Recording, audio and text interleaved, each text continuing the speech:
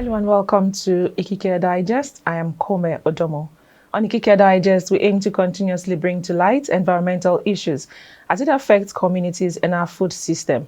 We highlight policy gaps that do not meet the needs of our people and provide our listeners with accurate environmental information. This episode is a very interesting episode that aims to spotlight conversations from our previous editions. And we will be looking at issues that are existing and still prevailing around environmental matters. And we have in the studio today with us Onome Etisuru. Onome is the legal officer at HOMEF. You're welcome, Onome. Thank you very much for having me. And Onome will be here today to x-ray this conversation with me and bring to light many environmental laws which we do not know about. And our very first conversation will be the conversation we had with Dr. Otive Ebuzo when he spoke on solidarity and leadership in environmental development. Solidarity is necessary for individuals, communities, and nations to come together to address environmental development, because solidarity involves togetherness. It involves unity. It involves being able to unite for the utilization of resources, to unite for the utilization of technology, to unite to take actions that will lead to environmental development, because environmental development entails those things that we can do to ensure that the environment is not destroyed, that biodiversity is preserved, that the harmful effects of climate change do not destroy people, that there is adaptation, and that as human beings do things to live on this earth, they will not do things that will destroy the capacity of future generations to live. And in order to do all of this, you need solidarity. Solidarity among individuals within a community to say that, look, in this community, we must plant trees. Not one person. You need solidarity and unity. That in this community, we must refrain from felling trees that will destroy the forest. It requires solidarity. Across nations, we require solidarity because, climate change, the effects of climate change, when the ozone layer has a hole and there is emissions, it has no boundary. So we need countries to come together in terms of solidarity. And that is why many of us are advocating for return to African philosophies and behavior. Because in Africa, we have high levels of solidarity and togetherness. In South Africa, there's the phenomenon of Ubuntu. You are because I am. Where people come together. In the Yoruba philosophy, we have Omoluabi, which is brotherliness, friendliness. Somebody who takes into consideration the concerns of others. We need to bring back all of this into our own practice of environmental management. Because you need solidarity for even waste disposal. Because if one person disposes it and the other does not, there is challenge. Sure. We need solidarity for separation of waste into solid and, other forms of waste to ease the disposal process. We need solidarity for waste management and waste recycling. So solidarity is key to ensure that there is environmental protection, to ensure that there is biodiversity conservation, to ensure that waste management is done properly. We need solidarity in the Niger Delta to ensure that the current ecological genocide is reversed. So that was Dr. Otivie on solidarity and leadership in environmental development. I'd like to know, what are your thoughts on his position? Well, you realize that Dr. Otivie mentioned that we need solidarity to fight, to ensure environmental protection, biodiversity conservation, and proper waste management. And also the pertinent fact that we also have to wield solidarity to ensure that ecological genocide is reversed. Now, I think that it's very important that he mentioned that, because his thoughts are not very far from Comrade Che's sentiments. When he mentioned in his conversation, roots and resilience, a lifetime in the fight for environment. Since you've mentioned Comrade Che, we'll take a look at that conversation and we'll come back to this chat. The ruling class, I can use the word wicked. They are wicked. I'm making reference on the Nigerian issue. Put it on the rightful perspective. You could see how Obasanjo came out, used military power to enact the land use decree, which is a crime against nature, a crime against the people. But do you know one thing?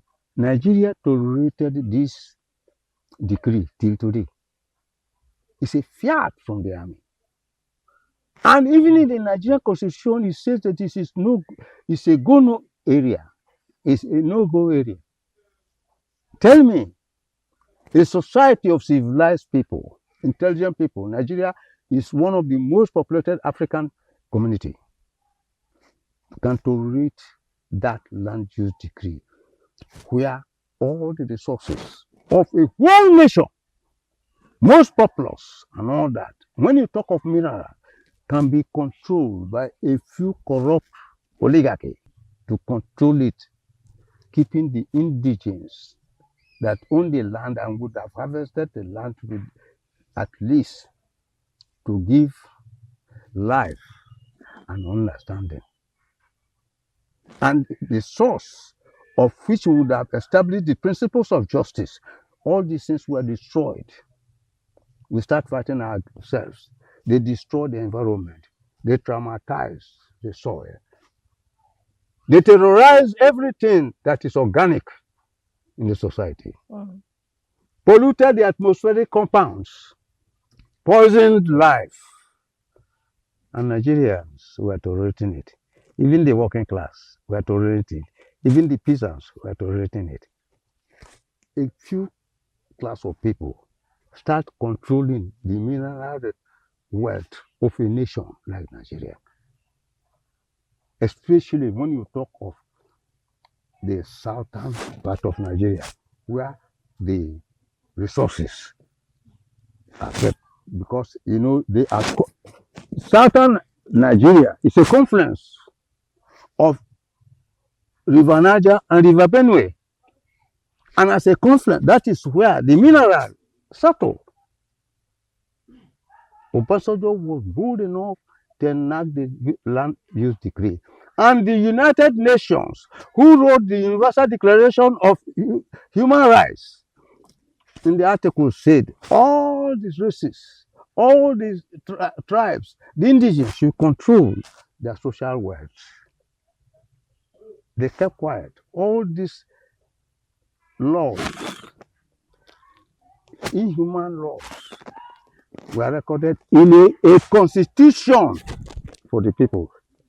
The United Nations kept quiet, because it is in the United Nations that the wealth, the social wealth created by the social labor of the working class and the peasantry is being distributed.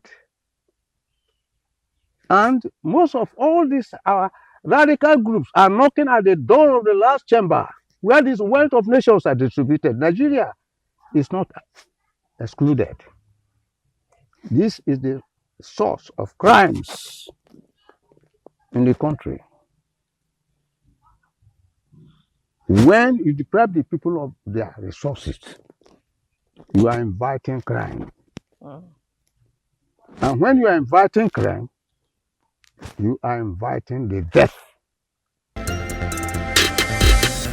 You realize this conversation still links to solidarity because it's spotlighting people coming together to stand against corrupt leadership and take back control of our resources and our environment. And Comrade Che's sentiments actually expand on Dr. Otive's position by buttressing the fact that solidarity is not just sentiment, it's actually structure. True. And if we're looking at it, we'll see that the greatest example of structural solidarity that we have produced are our laws, our constitution. So the law and the constitution is the greatest example of solidarity that we as a Nigerian people can produce.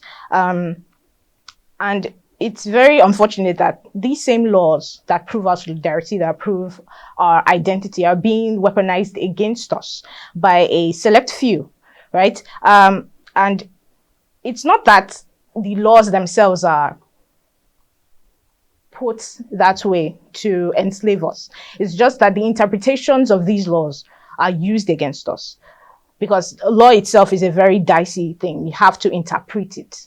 So the interpretation is what causes a lot of controversy. Because we take, for example, the Land Use Act, Section 1, it actually vests all land on the governor as a trustee, not as an owner of the land. But if we look today, we see that the governor is acting as owner of the land. And Section 28 and 29, they grant him the power to revoke occupancy.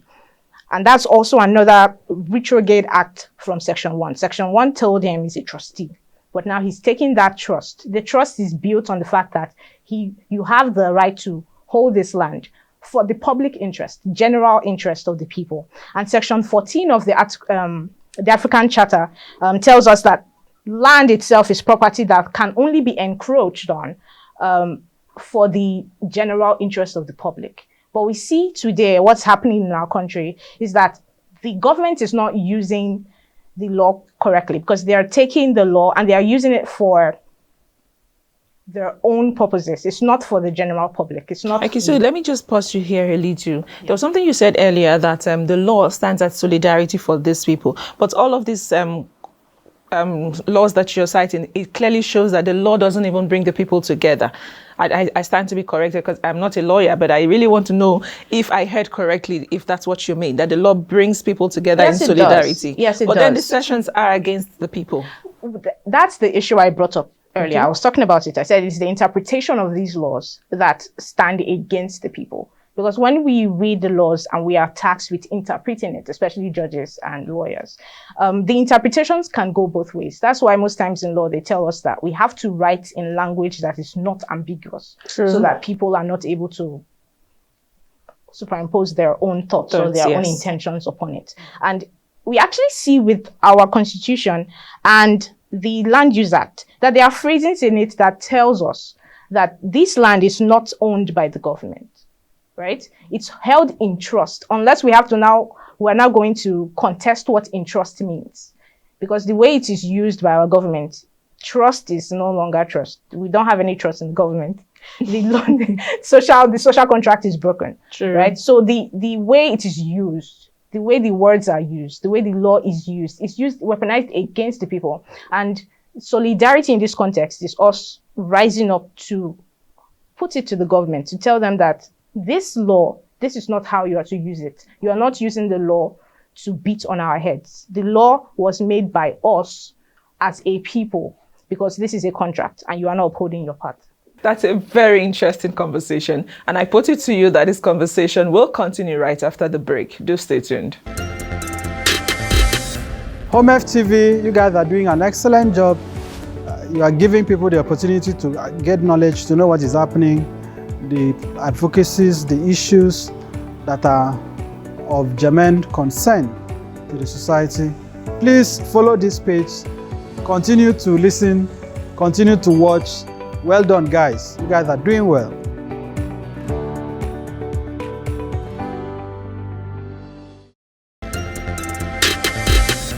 Well, before we went on the break, Onome, you ended your session with laws backing the environment. I mean, what am I to say? I leave the laws for you. You are the lawyer.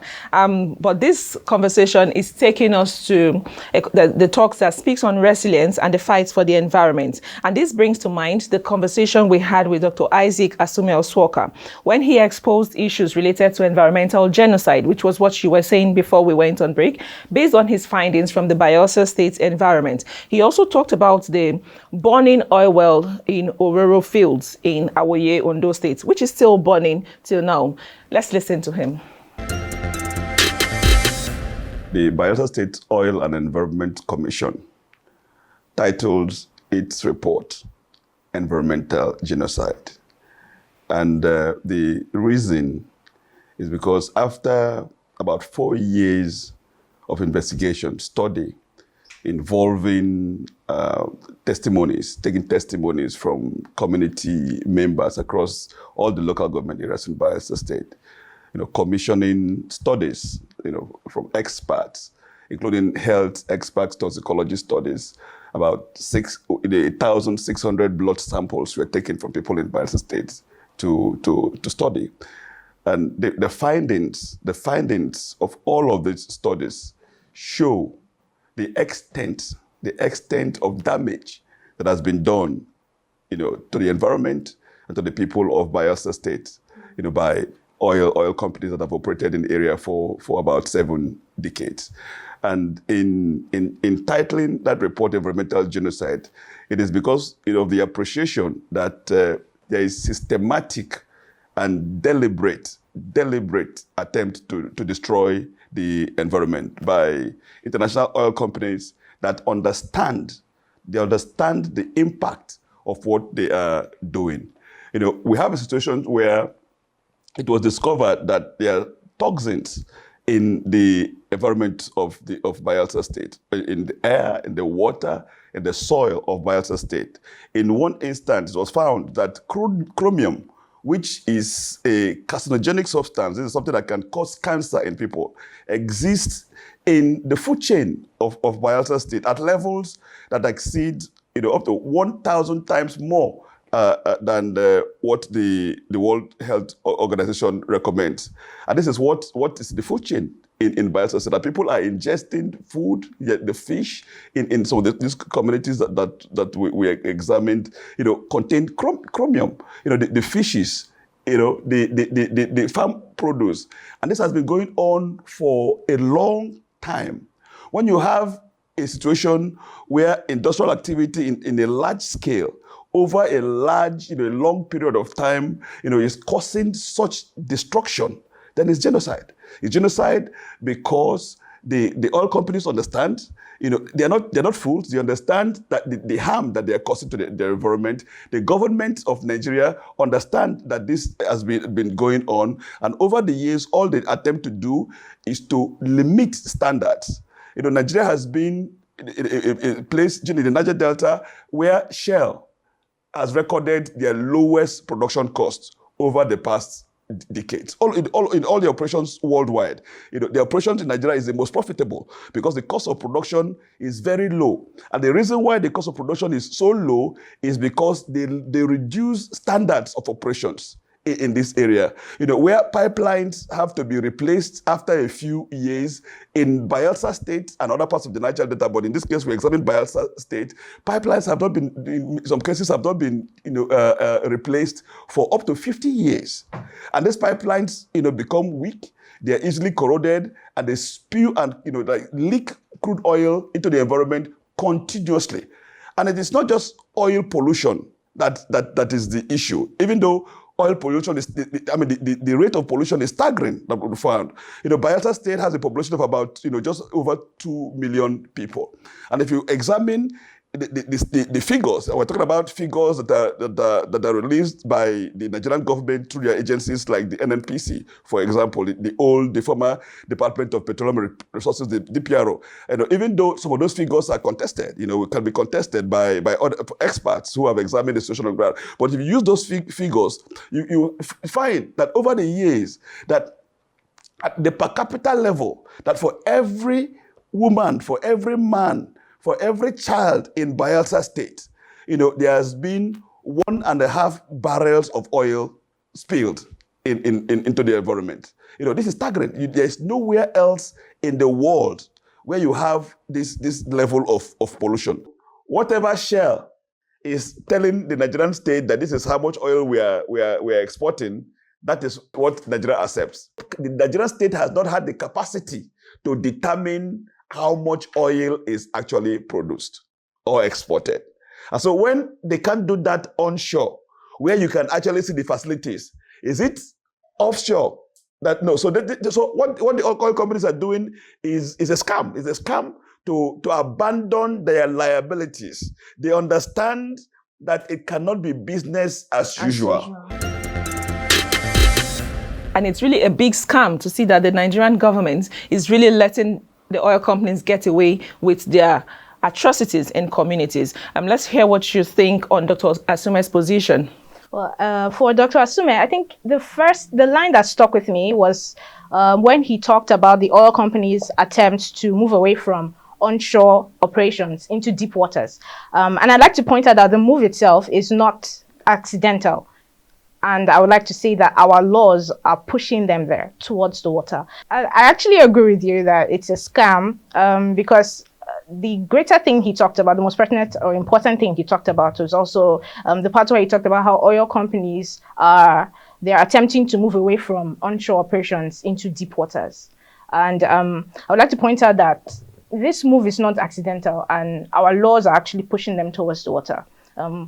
I would point out the Petroleum Act, the Petroleum Industry Act 2021 contains financial fiscal provisions that incentivize deep offshore operations and productions. There's lower royalties, there's more favorable production sharing terms. True. So these companies are following the legal incentives and they're entering deeper waters. Yeah. But the problem now is that they are leaving behind contaminated land, polluted waterways, and the communities. Sicknesses, everything. Yes, and the communities that they have destroyed, right? And both the PIA and the Nostra Act impose remediation obligations on these companies.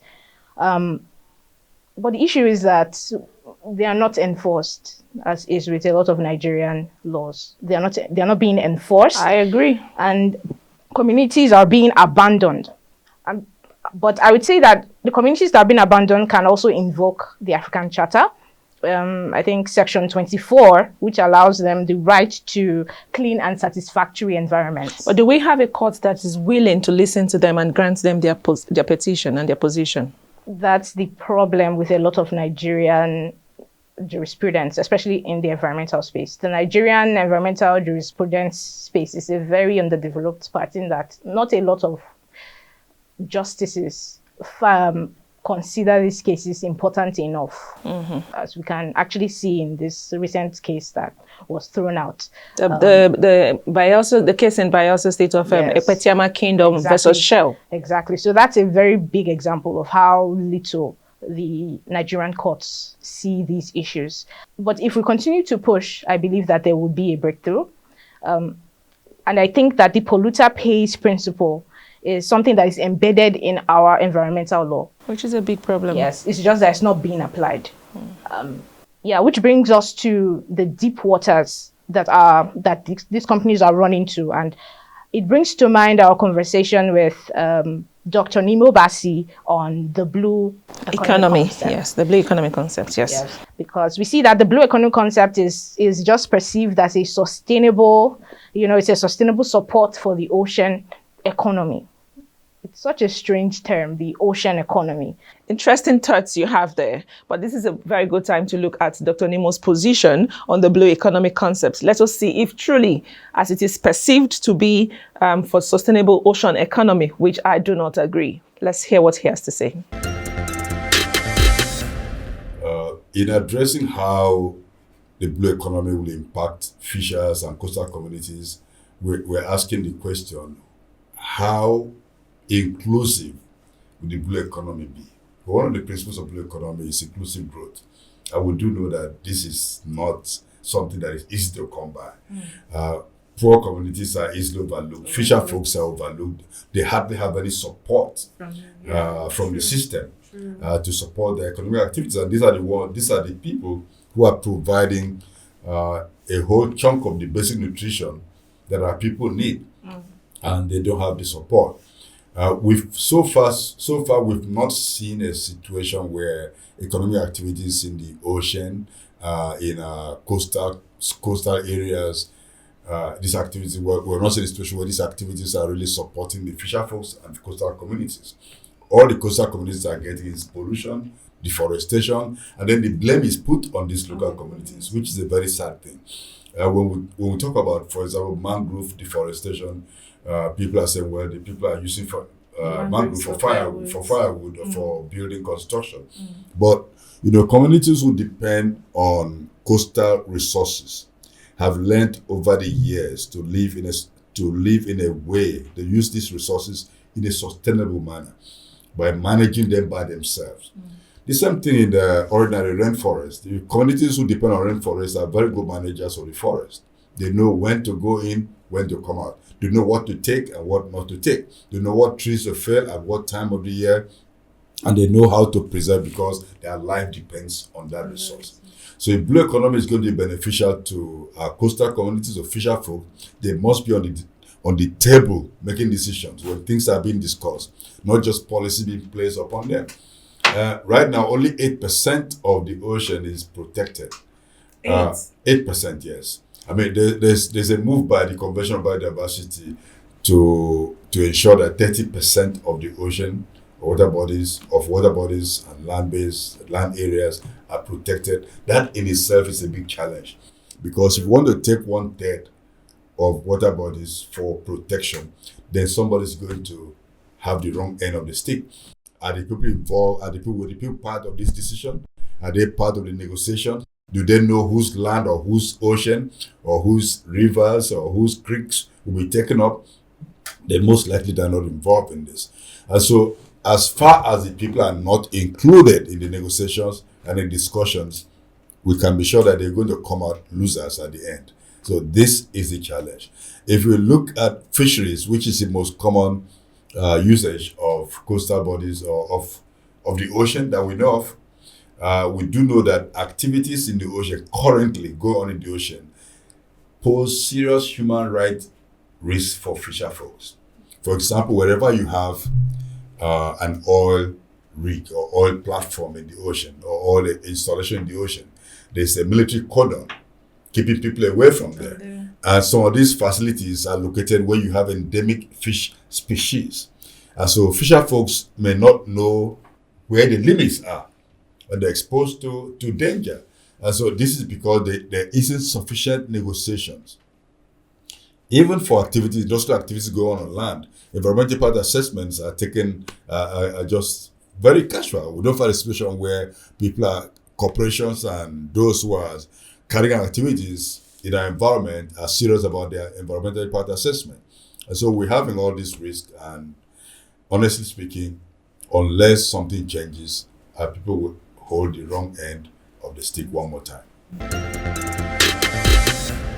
There's always something to learn when you listen to environmental experts, but we would like to know your thoughts using the legal aspects about the blue economy concept. Yes, the environmental experts who are raising serious concerns they are on the right track, because the concept of the blue economy has a lot of how would I put it, downsides, a lot of cons, so to speak, and we can name them: increasing commercialization of the water body, the erosion of cultural heritage, and the displacement of traditional communities that used to rely on these coastal waters for generations. If we notice, or if we can remember, we can recall, the Nigerian government announced a new Ministry of Marine and Blue Economy in August 2023, yes, to harness these opportunities as they claim it to be. But that ministry is operating on policy alone, because then we don't have a separate legislation, to to control these activities, and that just means that it leaves communities without a way to enforce their rights whenever whatever kind of commercial interests move into the area. And it just shows us how little Nigeria actually takes the laws that it legislates, right? Because we can still remember that Nigeria has ratified and signed on to the United Nations Convention on the Law of the Sea. And that law guarantees us sovereign rights over 200 nautical miles, exclusion economic zone, right? And it also binds us to conservation obligations. That's what we signed. We can talk about conservation issues later, but that's exactly what we signed. We signed on to it, and now we're bringing in blue economy, and it's going to be a clash of two different laws, right? And it just shows that our ambitions have to be measured against the commitments that we make. True. That's really very interesting to know that the government is still pushing through, despite all of the harms that is being weighed on the communities. Unfortunately, we have to come to an end in this particular episode. You would agree that it's very interesting. It's been very conversational. But I would like to hear a parting shot. I mean, I know you still have something very burning that you want to talk about in 30 seconds. Well, I would just say that through the conversations we had and that we've listened to so far, we know that the most important things that we have to look out for is our environment. And with the last round of conversations we just had, we know that the ocean, just like the land, is held in sovereign trust for the people. So the question that applies and is what we all should take home is, in whose interest are these natural resources actually being governed? That's a very, very beautiful take right there. I know that you actually did have something burning in your heart that you wanted to say, and there's no nicer way to have said it. Thank you so very much, Onome. It's been a pleasure having you in our studio today, and we do hope that we would have more of these conversations. I look forward to it. Thank you. Please join us in our next episode as we look at other environmental topics. Please remember to visit our website, www.homef.org, and follow us on all our social media handles on Echo Homef. You feel free to watch the full episodes that this conversation has talked about on our YouTube channel at Health of Mother Earth Foundation. I remain your host, Kome Ojomo. Thank you.